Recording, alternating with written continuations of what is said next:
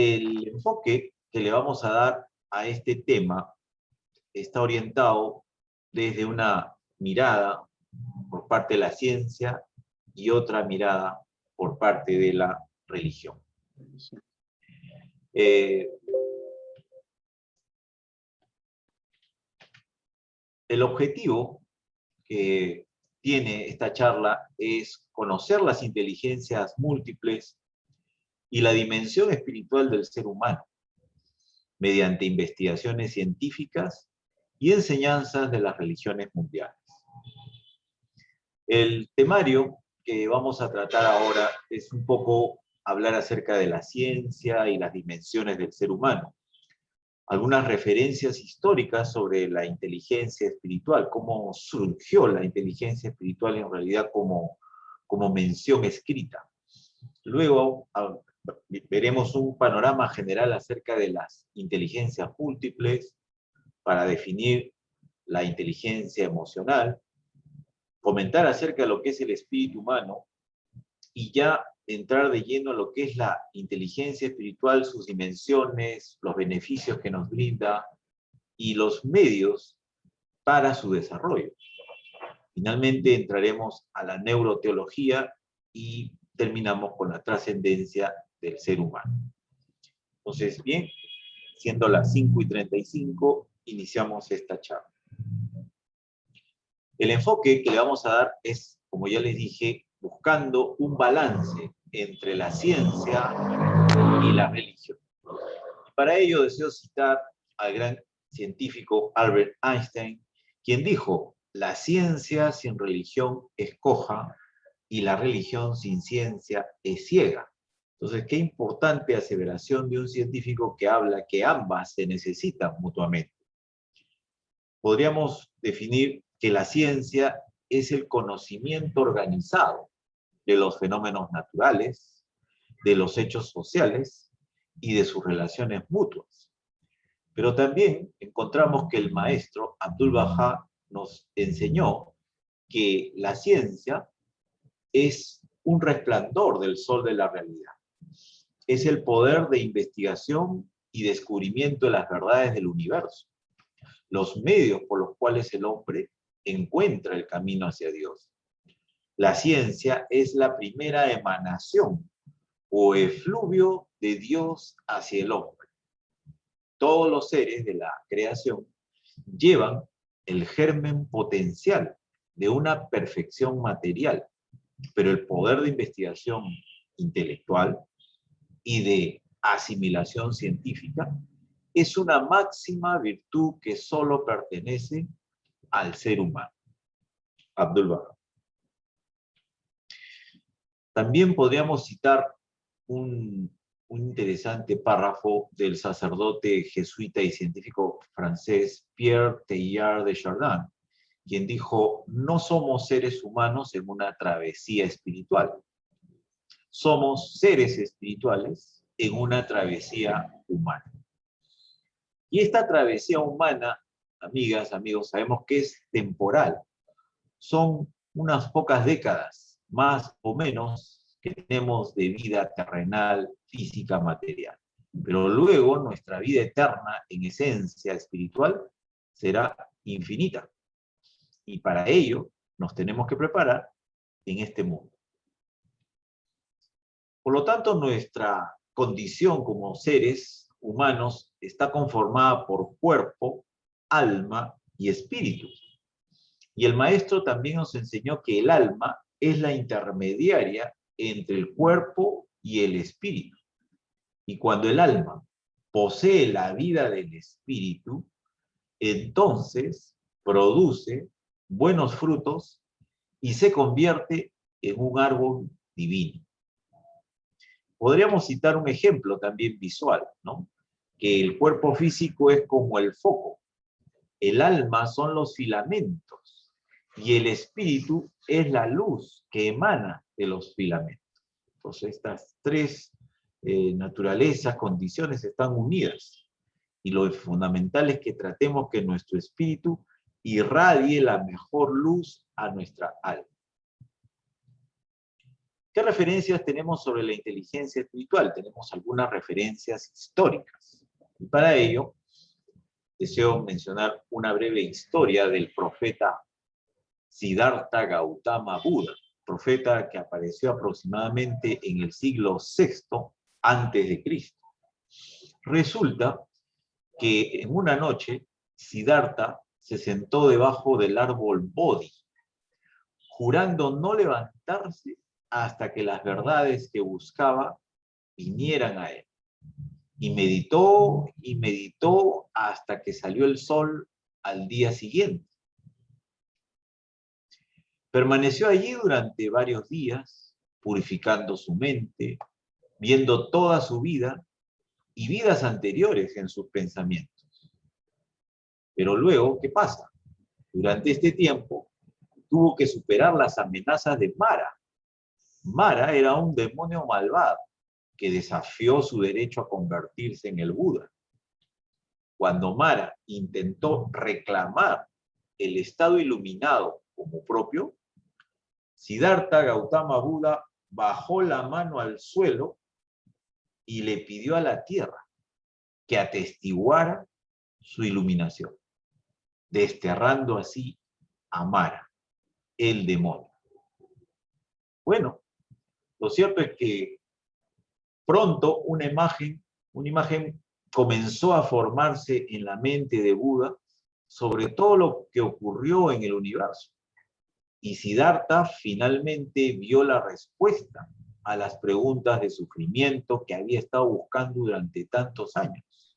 En ese momento de pura iluminación, Siddhartha Gautama Buda se convirtió en el Buda, el que está despierto, el iluminado. Muy bien, esta historia viene en relación a que la inteligencia espiritual, podríamos decir, es la más nueva por un lado y por otro lado es la más antigua, ya que existen reportes muy específicos históricos de ella, por lo menos de hace 2500 años, cuando el Buda la llamó visión cabal o vipassana y señaló que era la capacidad de visión penetrativa para comprender la realidad profunda de los fenómenos, ver las cosas como son. Y esta comprensión era la base para superar la ignorancia, base del sufrimiento y alcanzar la verdadera felicidad.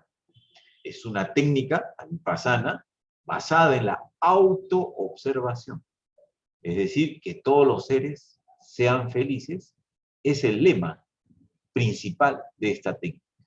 Entonces, la iluminación obtenida a través del vipassana es una forma de inteligencia espiritual que por primera vez se menciona en alguno de los escritos. Pero luego tenemos también que citar al apóstol San Pablo, ¿no? Quien en el Nuevo Testamento, en la Biblia, él presentó pues la epístola del apóstol San Pablo a los colosenses. Los colosenses eran un pueblo natural de la región de Colosas, y es allí donde Pablo pide que Dios les conceda sabiduría espiritual. ¿Y debido a qué? A que luego de la muerte repentina de Jesús, que sabemos murió apenas a los 33 años, pues sus seguidores en muchas partes se encontraron desprotegidos, tristes y desolados y sin saber qué hacer. Por ello es que Pablo les pide a Dios que le conceda a los creyentes cristianos, los primeros creyentes cristianos de esta región de Colosas, sabiduría espiritual. Pero en la Biblia, señores, ustedes van a encontrar textualmente lo siguiente, que en el versículo 9 del capítulo 1 de la epístola del apóstol San Pablo, nos dice, por lo cual también nosotros, desde el día que lo oímos, no cesamos de orar por vosotros y de pedir que seáis llenos del conocimiento de su voluntad en toda sabiduría e inteligencia espiritual. Por lo tanto, en un libro tan antiguo como es la Biblia, figura de manera textual el término inteligencia espiritual. Muy bien, entonces ¿Qué es la inteligencia desde el punto de vista del concepto general, ¿no? La inteligencia es la capacidad que tiene el ser humano de resolver problemas, ¿no? Es la capacidad del ser humano de poder adaptarse a las distintas circunstancias y situaciones complejas que surgen a lo largo de la vida y encontrar soluciones, ¿no? Ahora, capacidad de resolver problemas, pero no solamente problemas de la vida cotidiana, sino también problemas científicos, problemas técnicos, problemas empresariales, problemas interpersonales, problemas de convivencia, problemas sociales, problemas políticos, es decir, toda una diversidad de problemas que pueden encontrarse en los distintos niveles del quehacer humano, cuando el hombre, es decir, el ser humano, encuentra esas soluciones tan creativas en donde pone de manifiesta su mayor capacidad de inteligencia. Pero también vemos del otro lado, que es la adaptación. Imagínense cuántos cuántos miles de años han pasado en la evolución del ser humano y se ha adaptado a distintos climas, a distintas situaciones geográficas, tempestades, huracanes, terremotos, guerras, convulsiones, revoluciones, sequías, de lo que solamente se iluminaba con el fuego, ahora tenemos pues una brillantez gracias a la luz eléctrica manifestada y transmitida en sus diferentes formas. Entonces el ser humano ha ido adaptándose a las diferentes situaciones cambiantes, complejas. Y eso pone en desafío su inteligencia. La Casa Universal de Justicia, es decir, la institución suprema de la fe Bahá'í, publicó en el año 1985 un libro titulado La promesa de la paz mundial, en donde cita que la inteligencia es característica fundamental del espíritu humano. Por otro lado, tenemos que una entidad conocida como la ciencia convencional de la inteligencia publicó una definición sobre la inteligencia suscrita por 52 investigadores en el año 1994, definiendo a la inteligencia como aquella capacidad mental que implica la habilidad de razonar, planear, resolver problemas, pensar de manera abstracta, comprender ideas complejas, aprender de la experiencia y comprender el propio entorno. Bien, entonces veamos ahora cuáles son los tipos de inteligencia que tenemos. Y aquí presentaremos pues el mapa de las inteligencias múltiples elaborado por el doctor Howard Gardner, profesor de Cognición y Educación de la Escuela de Educación de la Universidad de Harvard. Este doctor en psicología, Howard Gardner, en el año 1983 publicó su gran obra Las inteligencias múltiples, indicando que el ser humano pues tiene diversas formas de inteligencia, como por ejemplo la inteligencia lingüística, la inteligencia lógico-matemática, la inteligencia espacial, musical, naturalista, kinestésica, interpersonal e intrapersonal. Entonces, tenemos en mayor o menor medida varios tipos de inteligencia. Y es por ello pues, que los periodistas, escritores, maestros tienen una forma muy fuerte de demostrar su coeficiente, su nivel de inteligencia lingüística. Los ingenieros, arquitectos, contadores, economistas tienen un gran desarrollo de su inteligencia lógico-matemática. También los arquitectos y pintores, la inteligencia espacial. Luego, por supuesto, los compositores, los músicos, los cantantes, los arreglistas tienen un talento muy bien demostrado y puesto en manifiesto en su inteligencia espiritual. Las personas que gustan de la naturaleza, de trabajar con las plantas, de sembrar, de cultivar, y ya llegando luego a estudios mayores como los de ingeniería agrónoma y otros más, tienen claramente muy desarrollada esa inteligencia naturalista. Luego los deportistas, bailarines, gimnastas, que hacen maniobras brillantes con su cuerpo en jugadas y destrezas físicas, tienen una avanzada inteligencia kinestésica. Y luego, ya el ser humano, dependiendo del desarrollo propio, demostrará su buen nivel de inteligencia interpersonal con las demás personas o su inteligencia intrapersonal también consigo mismo. Pero bueno, tiempo después, un colega suyo, el doctor, también psicólogo, Daniel Goleman, el gurú de la inteligencia emocional, pues publicó su bestseller años después, La inteligencia emocional. ¿Por qué es más importante que el cociente intelectual?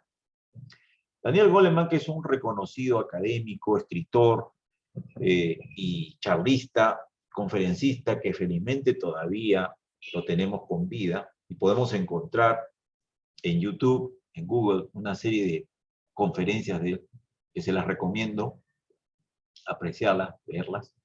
Nos define la inteligencia emocional como la capacidad del ser humano de poder saber gestionar, administrar bien sus emociones, tanto comprendiendo sus propias emociones como entendiendo las emociones de los demás. Es decir, el ser muy empático, ¿no? Pero nos destaca porque él hizo una recopilación, no es el descubridor de la inteligencia emocional, sino es un investigador que recopiló interesantes estudios que venían desde los años 1920 por otros especialistas más, psiquiatras y psicólogos, pero que él luego desarrolló ya una metodología que compiló esas investigaciones más las propias y las sintetiza en 5 cualidades de la inteligencia emocional. La primera cualidad es la conciencia de uno mismo. Es decir, hay que aprender, amigos, amigas, a conocerse a sí mismo, pero desde el punto de vista emocional, vernos en el espejo de nuestras emociones, cómo actuamos emocionalmente ante las diversas circunstancias de la vida. ¿Nos ahogamos en un vaso con agua o somos personas optimistas y no nos preocupamos tanto, ¿no? Entonces, ¿qué emociones sentimos ante las distintas circunstancias? ¿Están bien expresadas o debemos hacer algunas medidas correctivas? Segunda cualidad, el control de los impulsos. Muchas personas actuamos por acción y reacción, ¿no? Causa-efecto. Muy bien. Ofenden a uno y el otro le responde, ¿no? Entonces, hay una inmediata respuesta sin pensar emocionalmente. Entonces, si tenemos la capacidad de controlar nuestros impulsos y no caer en las provocaciones emocionales, y más bien contar hasta 10 o contar hasta 50 o un poco más antes de reaccionar, sería lo más conveniente, saber controlar nuestros impulsos emocionales.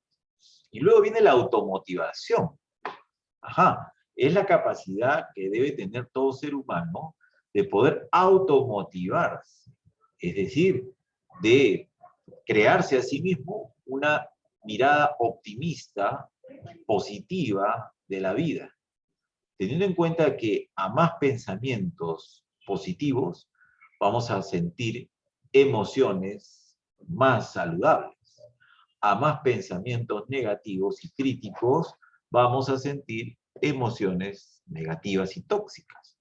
Entonces, el afán de logro, el afán de tener un entusiasmo y recordando las enseñanzas de Baha'u'lláh, que cada mañana sea mejor que su ayer, ¿no? Entonces, quiere decir pues que siempre nos tenemos que levantar con un gran entusiasmo y empezar el día con mucho optimismo y alegría. Entonces, las personas que de manera natural son optimistas, bueno, ya sabemos, tienen esta cualidad de la inteligencia emocional. Las que son muy pesimistas tendrán que trabajar mucho eso, para ver las cosas simples de la vida que nos dan siempre alegría, ¿no? Como decía la novela de Nino. Entonces, estas 3 primeras cualidades, amigos, amigas, estas 3 primeras cualidades son intrapersonales. O sea, tienen que ver con el desarrollo de nuestra inteligencia emocional en nosotros mismos. Y las 2 siguientes tienen que ver con cualidades interpersonales, es decir, en nuestras relaciones de interrelación con las demás personas. Y ahí viene la 4ª cualidad, que es la empatía.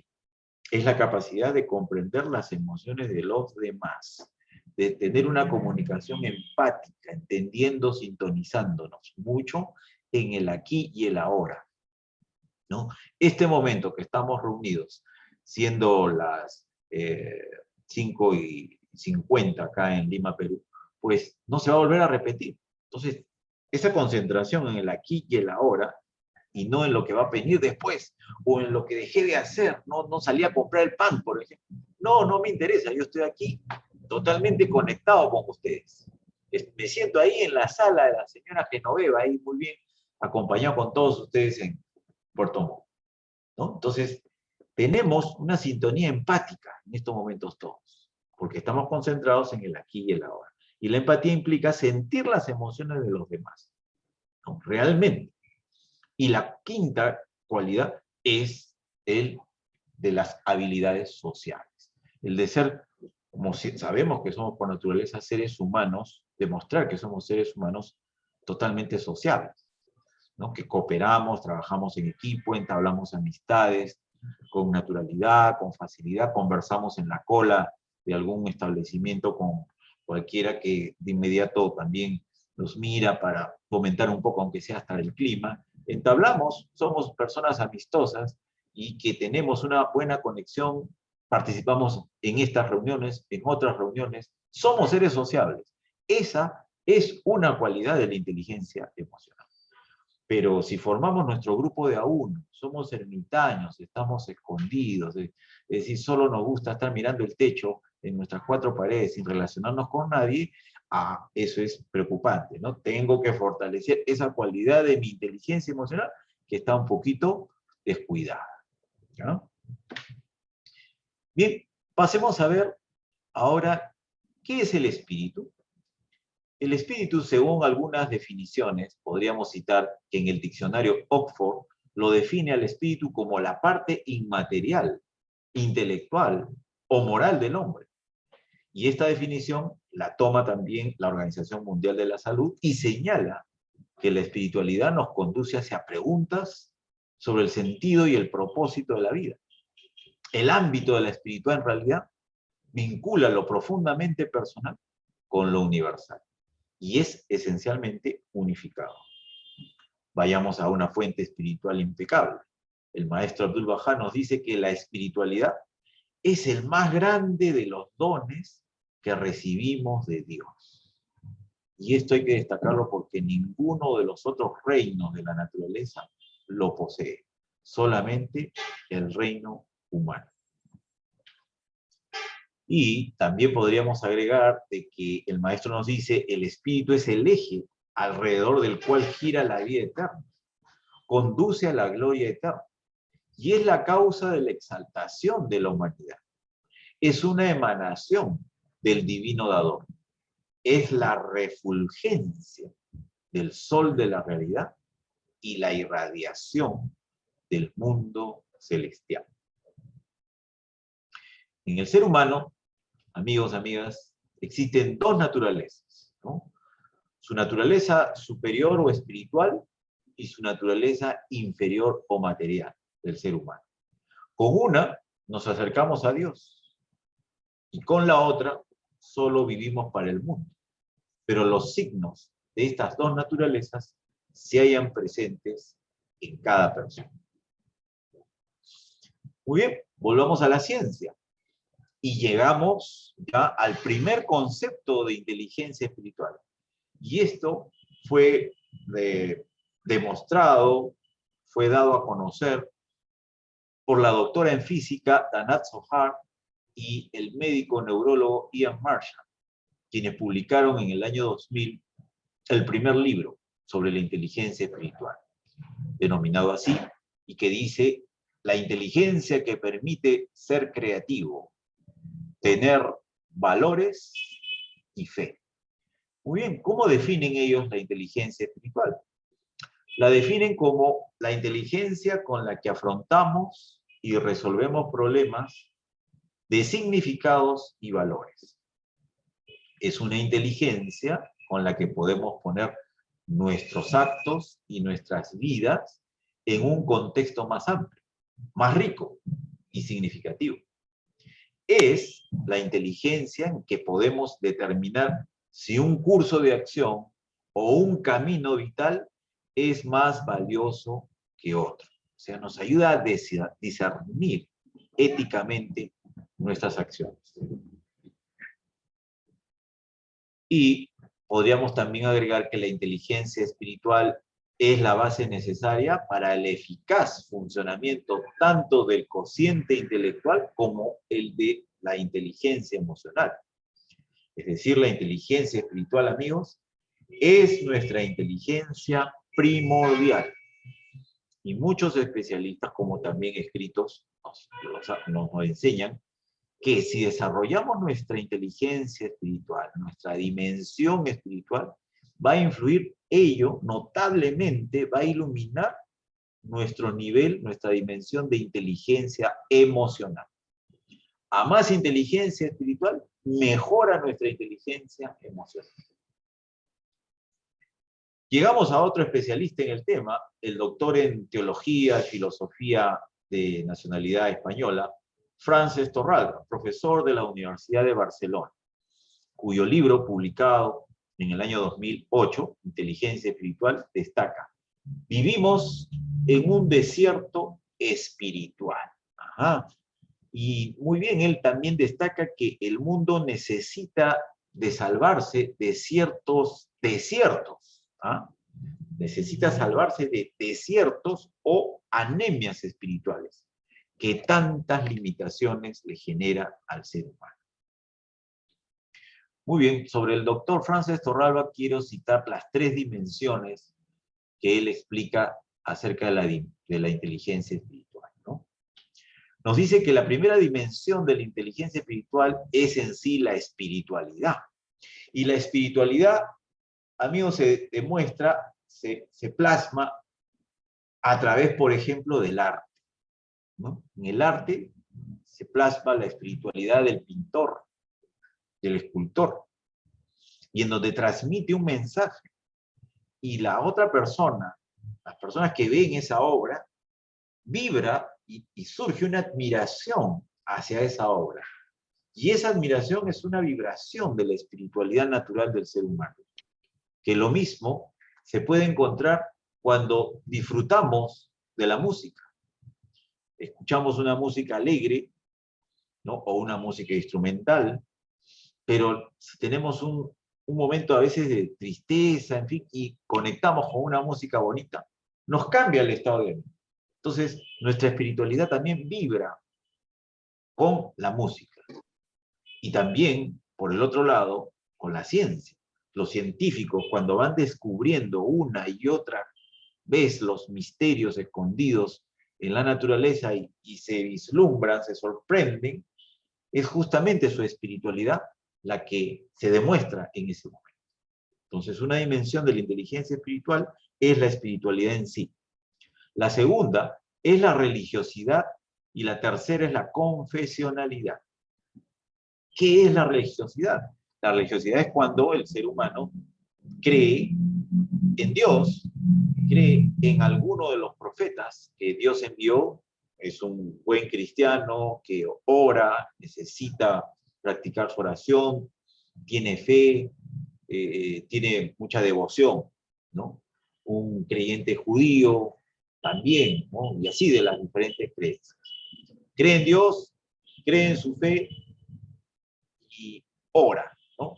Pide, es devoto, pero ahí queda, nada más. En cambio, la confesionalidad, además de lo anterior, es la que practica su fe en una comunidad de fe. Practica el desarrollo de su espiritualidad en una comunidad de fe. Es decir, busca integrarse, participa en reuniones de estudio, de actividades diversas, de enseñanza, de clases de niños, de diversas actividades que contribuyen a fortalecer su espiritualidad, pero en comunidad, dentro de una comunidad. Bien, el doctor Ramón Gallegos, gran educador mexicano, escribió que la inteligencia espiritual es la capacidad de ver lo sagrado en las cosas cotidianas, de usar recursos espirituales en problemas prácticos y actuar con una conducta virtuosa basada en la gratitud, ¿no? Entonces, miren, la capacidad de ver, ¿no?, lo sagrado en las cosas. Usar recursos espirituales en problemas prácticos. Entonces, ante los problemas que nos suceden todos los días, ¿qué recursos debemos emplear? Justamente las enseñanzas espirituales que sabemos. Guiarnos también por nuestros valores, nuestros principios, nuestras cualidades espirituales. Por otro lado, la doctora psicóloga Frances Baum, presidenta de la Asociación de Psicología Transpersonal y Psicología Humanística, considera que la inteligencia espiritual es necesaria para discernir sobre las decisiones espirituales, al bienestar psicológico y a una salud amplia del desarrollo espiritual. Trabajando como psicoterapeuta, ella dice, mi impresión es que la inteligencia espiritual abre el corazón, ilumina la mente e inspira el alma. Miren qué bella expresión, ¿no? La inteligencia espiritual abre el corazón, ilumina la mente e inspira el alma. Y esto es algo muy importante, que una doctora de gran reconocimiento, una doctora en psicología, pueda destacar la importancia que tiene la inteligencia espiritual en la vida del ser humano. Luego tenemos al doctor Richard Wallman, psicólogo de la Escuela de Medicina de la Universidad de Harvard, quien nos define a la inteligencia espiritual como la capacidad humana para hacer preguntas sobre el significado de la vida y para experimentar simultáneamente la perfecta conexión entre cada uno de nosotros y el mundo en que vivimos. Para él, de acuerdo a sus estudios, existen 3 dimensiones: el autoconocimiento, la vivencia ética espiritual y la sabiduría.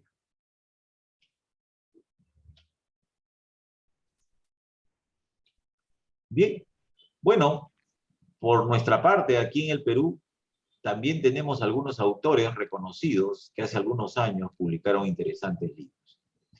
Aquí tenemos el libro del ingeniero civil David Fishman, Inteligencia espiritual en la práctica, cómo aplicarla en la vida y en la empresa. Este libro fue un bestseller acá en la Feria Internacional del Libro, realizada en el año 2016. Uno de los libros más vendidos, ¿no?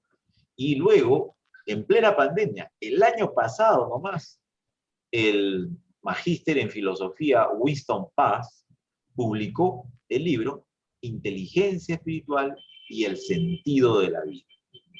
Bueno, citemos de aquí un concepto que es el del ingeniero David Fishman.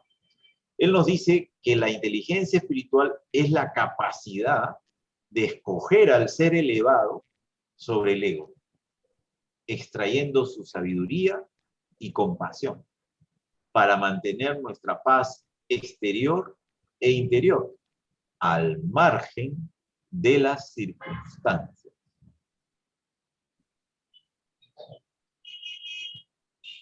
Entonces, como ya hemos mencionado en los escritos Bahá'í, que el ser humano tiene 2 naturalezas, una material y una espiritual, justamente aquí David Fishman un poco que coincide en decir de que la inteligencia espiritual es la capacidad que tiene el ser humano de escoger al ser elevado, o sea, dejarse guiar por su naturaleza superior, su naturaleza espiritual, como ser elevado por sus cualidades, ¿no?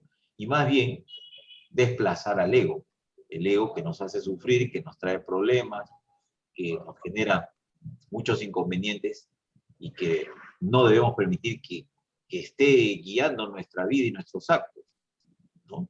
Sino que sea nuestro ser elevado el que realmente conduzca nuestra vida.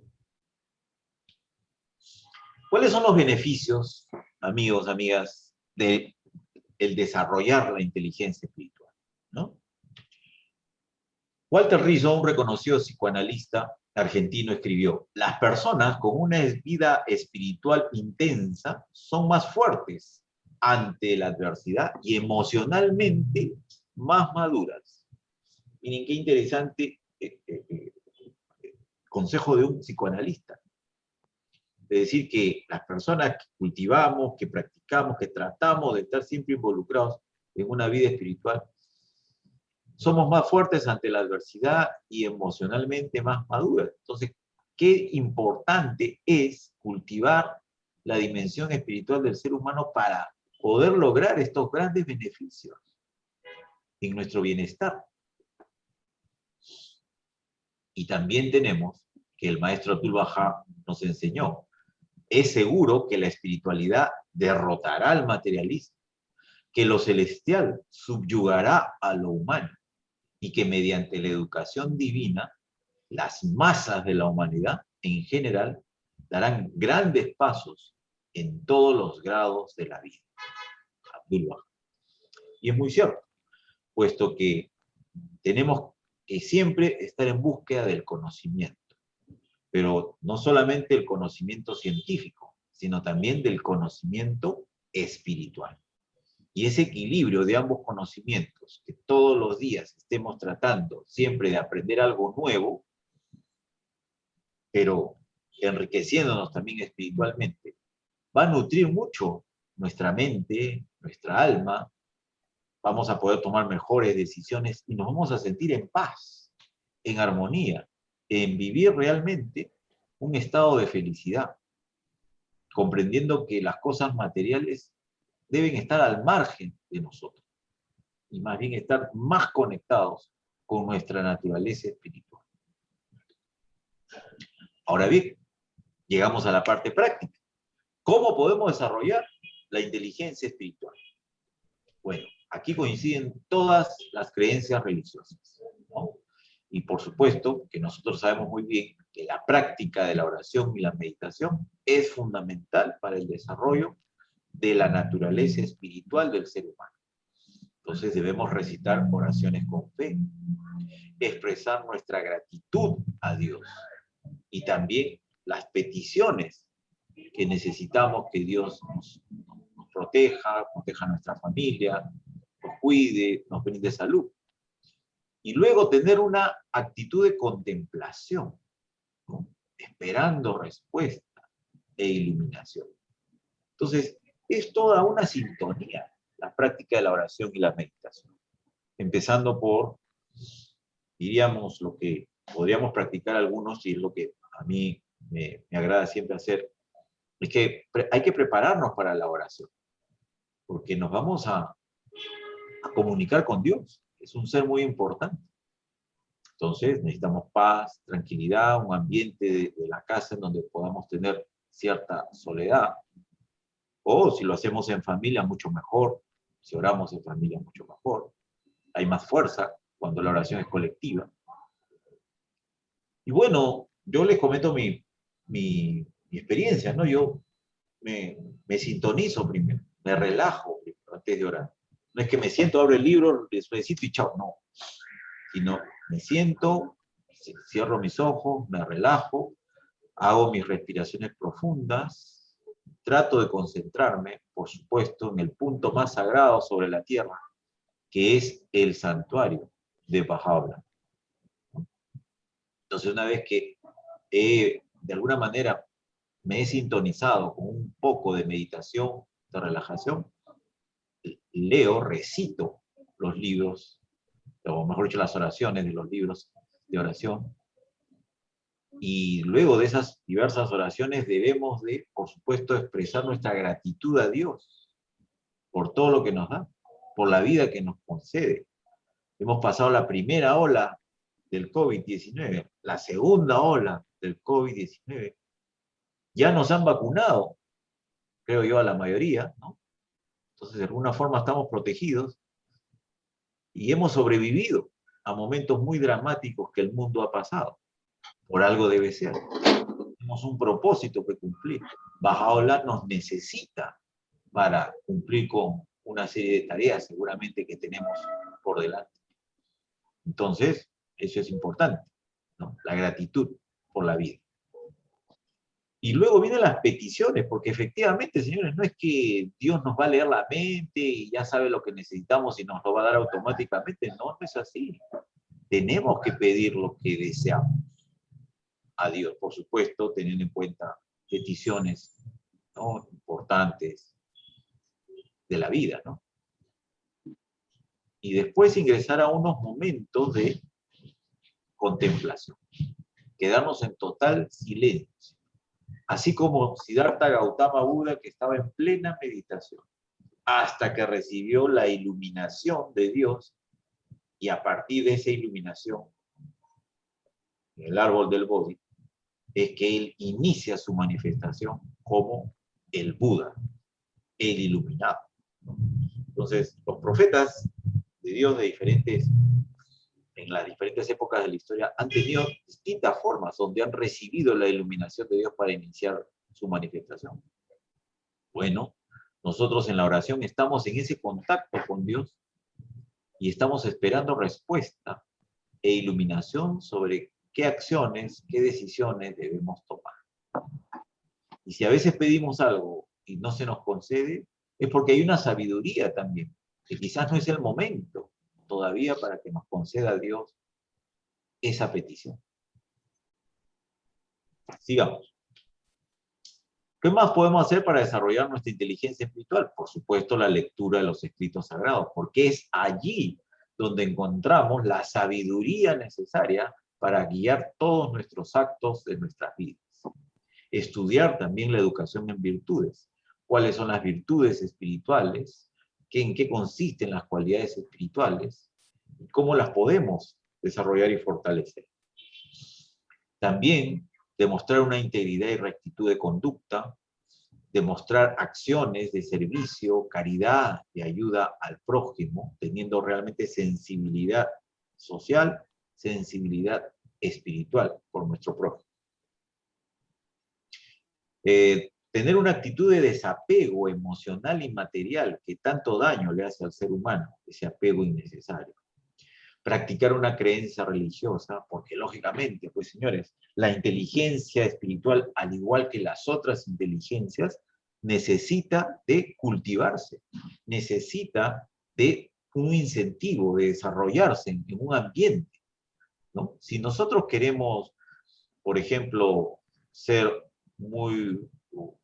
queremos aprender un nuevo idioma, queremos aprender un nuevo idioma, pues nos inscribimos en una academia, un instituto de idiomas para seguir una metodología y aprender y desarrollar esa parte de nuestra inteligencia lingüística.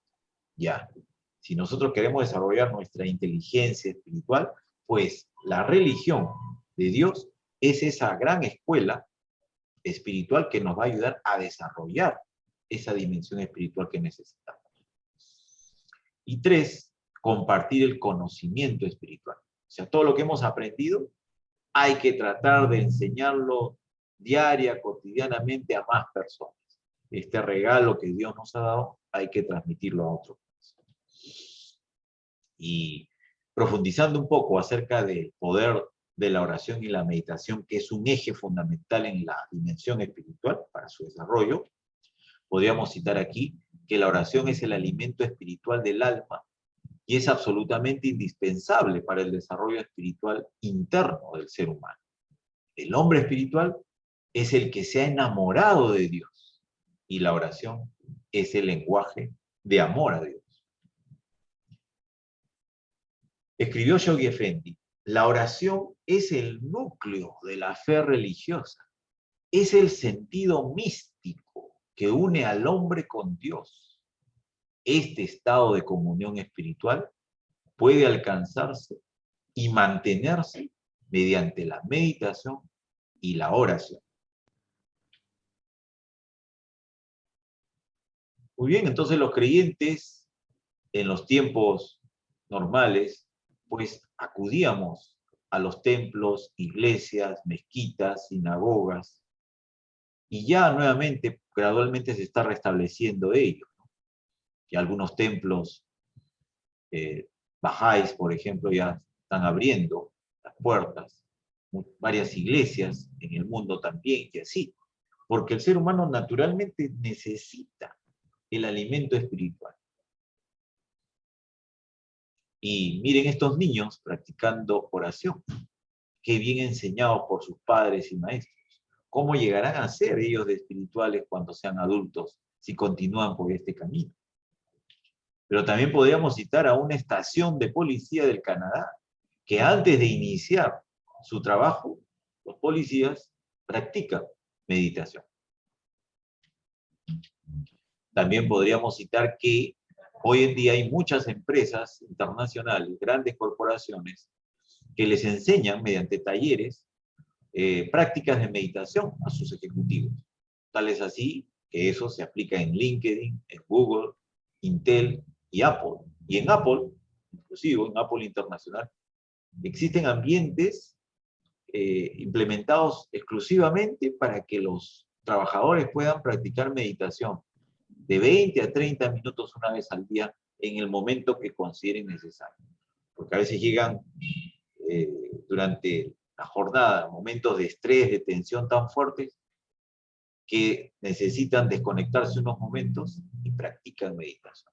Ahora con la virtualidad, con el trabajo remoto, digital, a distancia, también se están practicando, se han dado talleres, yo mismo he dado talleres sobre coaching espiritual para empresas y con excelentes resultados, porque se han reducido los niveles de estrés, de ansiedad y de angustia, producto de estas circunstancias tan dramáticas que hemos vivido, de la pandemia. Entonces, cuando nosotros oramos y meditamos, sentimos una luz dentro de nosotros. Nuestra mente se ilumina con una fuerza espiritual y en donde debemos empezar a sentir las cualidades y virtudes de la naturaleza espiritual de nuestro ser, como es la verdad, la pureza, el poder, la paz, el amor, el equilibrio y sentir felicidad. Muy bien, la tecnología también ha llegado hacia el desarrollo de la inteligencia espiritual y podríamos decir pues que nosotros podemos bajar este aplicativo, ¿no? Bahá'í Prayers, que existe en internet, ¿no? En Google Play, y también ingresar a www.bibliotecabahai.com. Y por otro lado tenemos un aplicativo creado por la compañía del ingeniero David Fishman, que se llama Appfulness, que tiene 30 sesiones de meditación gratuitas, una para cada día de la semana.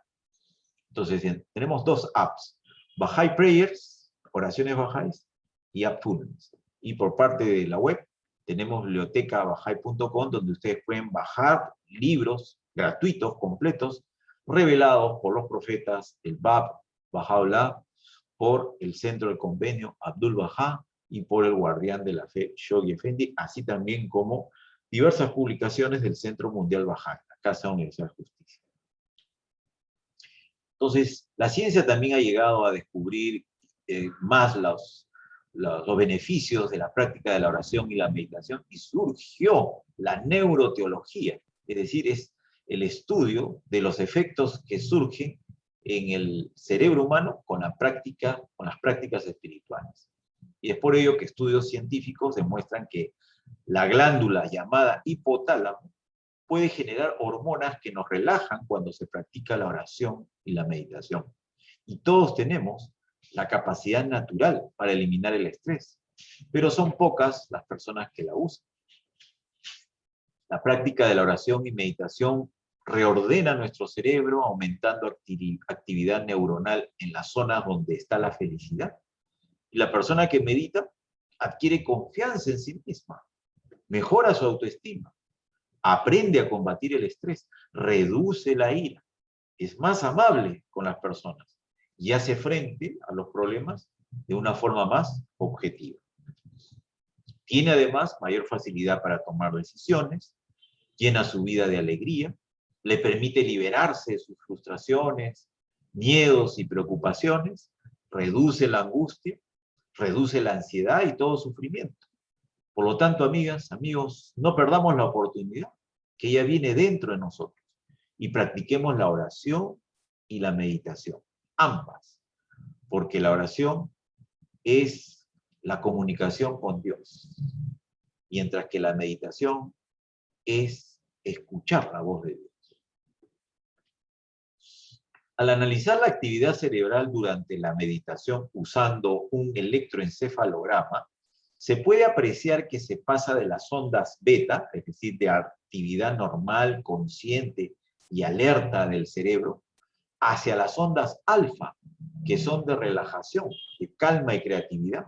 Es decir, con las ondas beta normales, que estamos a 15 o a 30 Hz, que son unidades de medición de las ondas cerebrales, podemos bajar con la práctica de la oración y meditación a 9 a 14 Hz en nuestras ondas cerebrales. Pero en los meditadores más profundos se llega a registrar las ondas teta de relajación profunda, de solución de problemas, en donde bajamos los niveles de 4 a 8 Hz. Y en meditadores avanzados se puede detectar la presencia de ondas delta, ya casi de sueño profundo sin dormir, que llegan a niveles de 1 a 3 Hz. Y eso ya son niveles supremos de meditación, pues, de los yogis, de los maestros hinduistas, meditadores, que están horas de horas y hasta todo un día, como si estuvieran en pleno sueño, y puede haber un terremoto y ellos ni se mueven, porque están en esa sintonía tan profunda, por esa práctica que han hecho, ¿no? Bueno, no llegaremos a ese nivel, pero por lo pronto sí, cada día que podemos orar y meditar, le damos paz, armonía, equilibrio a nuestras ondas cerebrales, que lo necesitan tanto.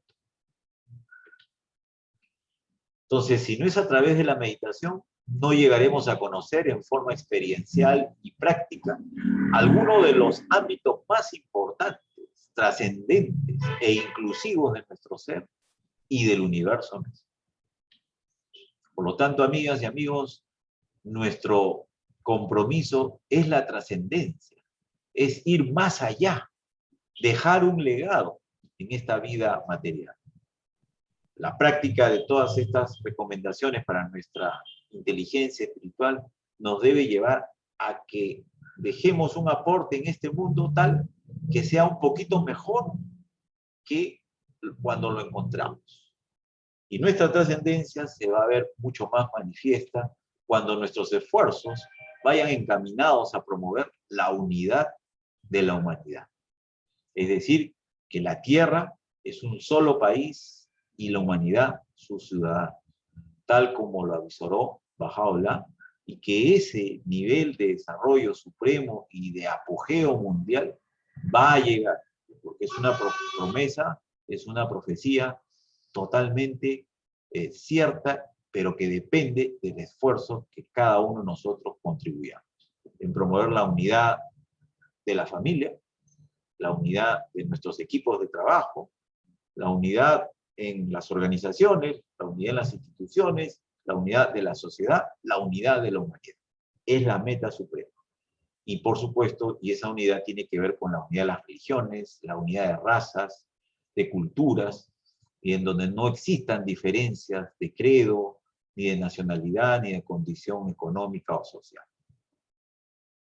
Deseo terminar esta charla mencionando una de las palabras ocultas de Bahá'u'lláh, que nos dice: vive pues los días de tu vida, que son menos que un momento efímero, con tu mente limpia, tu corazón inmaculado, tus pensamientos puros y tu naturaleza santificada, para que libre y contento te desprendas de este cuerpo mortal, te dirijas al paraíso místico y habites en el reino eterno para siempre. Bahá'u'lláh. Muchas gracias, estimadas amigas y amigos, por su amable atención y paciencia en este tiempo que han dedicado a esta charla. Muy amables por su atención.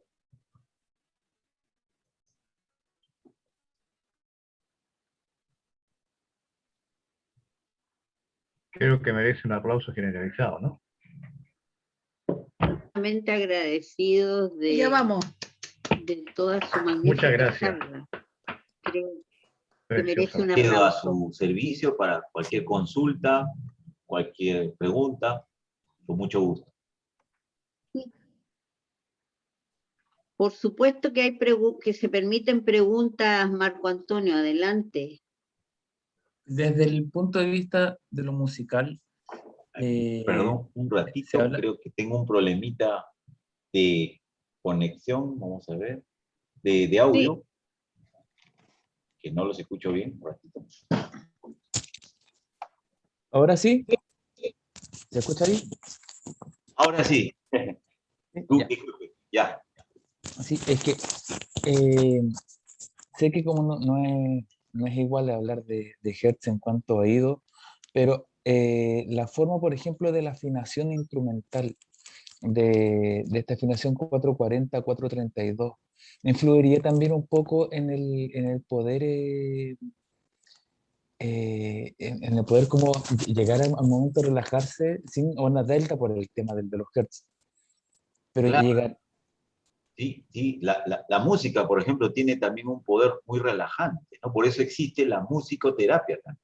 claro, pero generalmente hablando de la diferencia, por ejemplo, entre la afinación 440, 432, o no sé, ahí no tiene mucho que ver para llegar, por ejemplo, a invitar un estado de relajación más profundo, o no, o la afinación da lo mismo. No, no, mira, lo que he encontrado es que la práctica de la oración y la meditación hecha con mucha profundidad, ¿no? Con mucha intensidad continua, porque esto hay que practicarlo Ujú. Sí, bastante, sí. reduce, ¿no? Reduce notablemente esos niveles, esas ondas, y que de un estado de alerta pasamos a un estado de relajación y a veces hasta de sueño, como Mm, los grandes practicantes de yoga, por ejemplo. claro. mm, Si me permite una explicación, ¿Sí? Adelante. adelante. las ondas que hablaba el señor Martín son ondas de muy baja frecuencia que no son audibles. Lo que tú hablas del 440, que es la natural, eso es Ujú. una onda, entonces no están conectadas. A Ah, que ya, el perfecto. efecto, que la música tenga efecto, claro, no toda la música, que la música tenga efecto de relajación, por supuesto, música especial para eso, no hay duda, pero es un efecto, o sea, no hay relación entre la frecuencia que habló el señor Martín, que es un tema de medición cerebral, y la música que ya es en ondas audibles. Esas ondas que Ujú, decía el señor Martín de un 2 Hz o 2 Hz, eso no es audible, eso no se escucha, ujú, se mide con equipo. ujú. Perfecto. Gracias. Gracias, Henry. Bien, ¿hay alguien más que quiera hacer alguna consulta o dar alguna, hacer una propuesta o una pregunta o una reflexión y darnos a conocer algo que haya pensado en este rato, que haya meditado en este rato?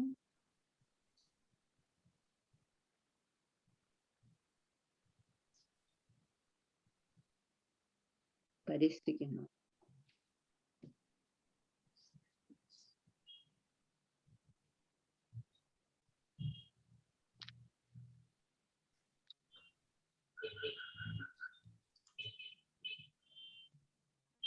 No, no tengo, a mí no se me ocurre ninguna pregunta.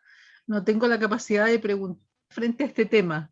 Yo Sí, solamente tengo la capacidad de aprender, de tratar de comprender cada una de las cosas que don Martín dijo, que él enseñó. Entonces, mi nivel no es como para que yo le haga preguntas. Así es que muchas gracias. Eh, eh, Trataré de ser una alumna de lo más aventajada de lo que yo pueda. Me gustaría compartir algo que Adelante, Miguelito. me contó adelante. un amigo iraní y está relacionada con lo que dice el ingeniero Martín de las ondas delta, ¿no? De un rango que tiene un rango de 1 a 3 Hz.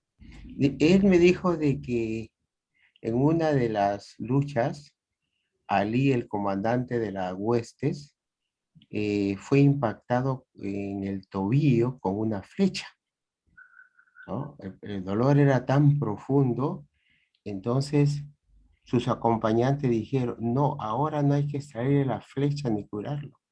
Cuando él esté en su periodo de oración y meditación, no sentirá nada. Y ahí es el momento de extraerle la flecha y curarlo.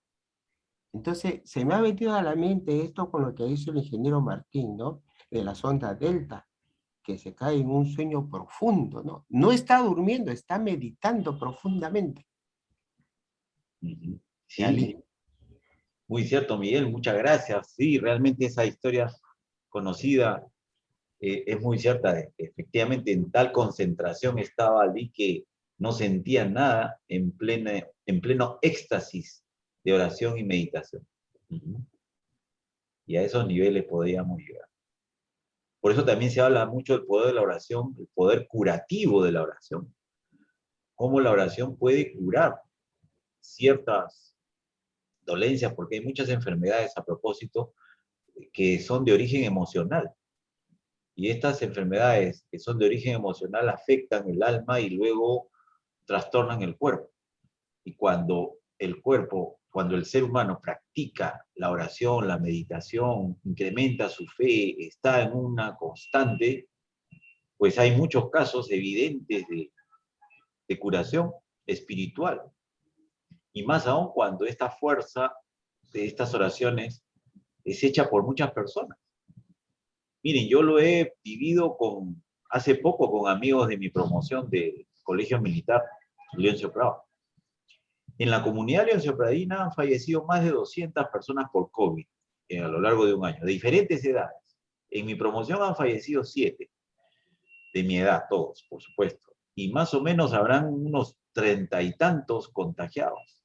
Ya hay amigos que han estado en los niveles ya últimos de intubación, con oxígeno, que ya prácticamente no, pero hicimos cadenas de oración profundas.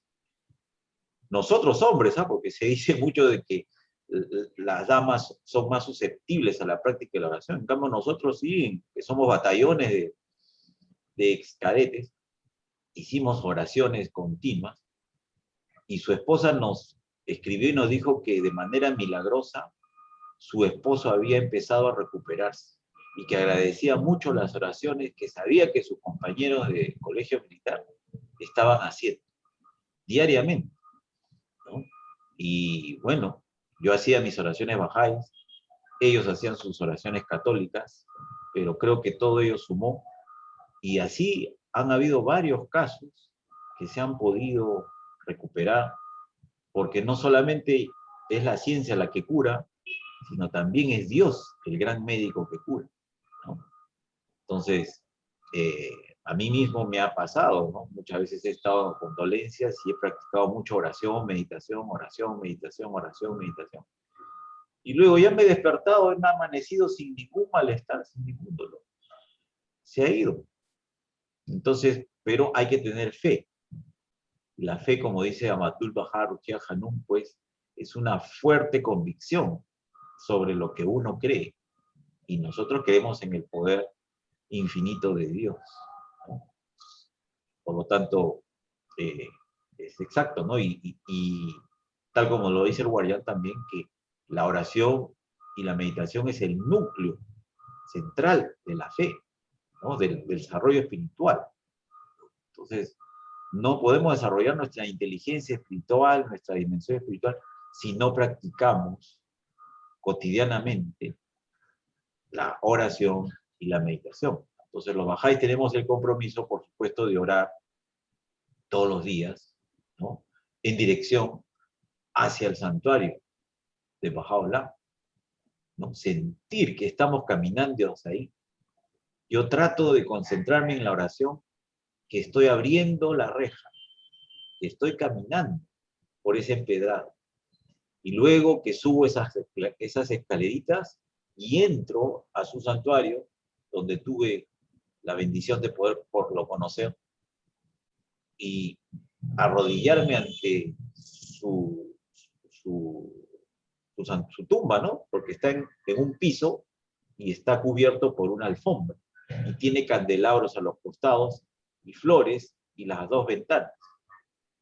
Entonces uno coloca su frente allí Y es en ese lugar donde uno tiene que estar en una conexión plena con la bendita belleza, con la última manifestación de Dios, en entera gratitud y imploración y con una fe total, y realmente uno se siente extasiado. Otras veces me ha pasado concentrarme que estoy subiendo las escaleras hacia el santuario del Papa y que estoy ingresando al ambiente donde está para orar hacia su lado, o cuando entro para hacer oraciones en la tumba del maestro Abdul Bahá, que está al otro lado del mismo santuario del Papa, y que pronto va a ser trasladado a su propio santuario, ¿no? Pero esa fuerza que uno siente de ese recuerdo vivo es tan grande que es una felicidad pues profunda que se siente interiormente, ¿no? Y ya después de eso uno tiene una tal seguridad que siente que nada malo te va a pasar y que todo aquello que te aflija no es nada comparado con esa protección, porque la oración es como una protección. Y no podemos salir de nuestra casa si previamente no hemos orado, ¿no? Entonces la oración obligatoria en sus diversas dimensiones, la oración del mediodía y la oración en la noche, fundamental. Y si a ello le unimos la meditación, ¿no? Entonces, bueno, pues la conexión es profunda y total. Pero luego, ¿qué más viene? La lectura de los escritos sagrados. Buscar la sabiduría en los escritos sagrados. Y eso lo podemos hacer de manera individual o colectiva a través de estas reuniones, de estas charlas, de las distintas comunidades de fe, de nuestras comunidades. Estar involucrados en alguna actividad de servicio, que eso nos ayuda también mucho para nuestro progreso espiritual y de alguna manera contribuimos al avance de nuestra fe. Y por supuesto, ser muy buenas personas, hacer obras de caridad. El maestro ayudaba mucho a los pobres, ¿no? Entonces, ayudar al desposeído, al afligido, es también un compromiso espiritual de todos. Y bueno, y compartir todas estas enseñanzas y esta felicidad espiritual con otras personas, para que encuentren también este regocijo y esta fortaleza. Porque realmente, amigos, amigas, lo que hemos pasado con esta pandemia ha sido bien dramático. Por todos lados se moría la gente. Yo tengo acá vecinos que ya no están, ya se murieron, de distintas edades, ¿no? Jóvenes, mis compañeros que los veía, señoras, ya no están, se fueron en 2 semanas. ¡Qué bárbaro! Hemos quedado peor que en una guerra, ¿no? Hay más muertos que en una guerra. Pero nosotros estamos vivos. Dios nos ha concedido la oportunidad de seguir viviendo y es por algo. No debemos de decepcionarlo y hay que comprometernos con un mayor servicio y desarrollo espiritual, porque hay mucho por hacer. Entonces, esta es mi pequeña experiencia que comparto con ustedes. Gracias. Muchas gracias, gracias a usted. No sé, ¿qué más? ¿Hay alguien que quiera decir algo más? ¿O preguntar algo?